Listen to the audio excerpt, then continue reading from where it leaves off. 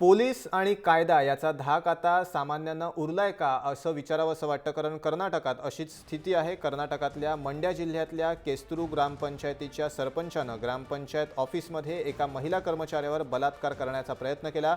चंद्रहास असं या सरपंचाचं नाव आहे। महिलेला उचलून नेणाऱ्या या नराधमाचा कारनामा ग्रामपंचायतीतल्या सीसीटीव्हीत कैद झालाय।